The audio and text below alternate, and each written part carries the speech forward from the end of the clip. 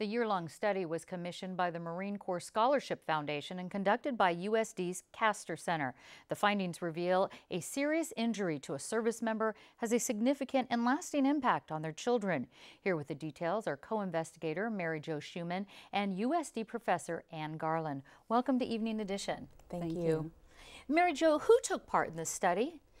We interviewed children of seriously wounded service members who have come back from war, seriously physically wounded. We also interviewed their parents, both the service member and the spouse, and we interviewed military professionals who work with this population. What were some of the major trends you found? Some of the trends were that we need to be able to communicate better to these children. They need to know what happened to their father or mother. And they have a sense of isolation in that they are afraid of communicating amongst their peers or amongst their families, or talking with the injured parent? No, amongst their peers, that they feel isolated as their family is isolated from others in the community. So it sounds like communication is one of the major issues as far as this situation Correct. goes.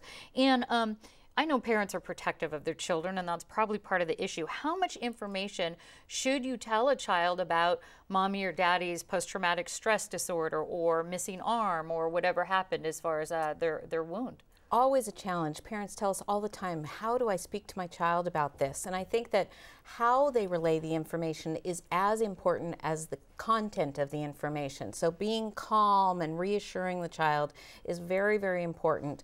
And being honest, but not going too far. So what we like to say is it's important to be developmentally appropriate. You don't want to share too many details with a very young child in particular. You might want to stage it, but it's always important to convey reassurance to the child. What are the signs that a child is struggling and when a family should seek some of the outside help that Mary Jo was talking about is out there? Another challenge, how do I know if this is just a normal reaction or if I really need to seek professional help? And what I look for advising parents is, do you see a repeated pattern, a longer term pattern of a major change in behavior, social withdrawal, the child isn't enjoying the activities that they usually enjoy, they're not doing just the day-to-day kinds of fun things that they used to do with their friends. If you see that pattern over time, if you see changes in their schoolwork, in their friends, in their health, then definitely time to seek help. And what help is out there, Mary Jo, right now as far as for these military families and their children? Well, there is help out there. There's a lot of organizations and wounded warrior programs within the military service branches. And they provide a lot of social support and professional counseling and recreational support, financial support. So there is a lot of support for these families. Do you think that families in the military are prepared for taking care of these children? They are not prepared. That is one thing that the military prepares them for going to war and for the worst case scenario, but often it's these in-between situations that they need to be prepared for. So I think we as a community can step up and provide support and resources to help them through this process. Ian, let's talk about that. What are the resources out there right now? What can be done to help right now?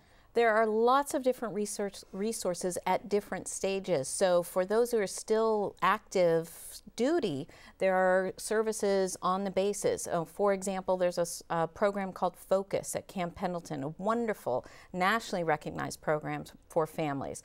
The VA system here has many different services, obviously primarily for the service member, the vet, but for the family as well. There's a marital and family program at the VA. Okay, we have a lot more of those links and resources on our website, kpbs.org. Thank you both so much for joining us today. Thank you.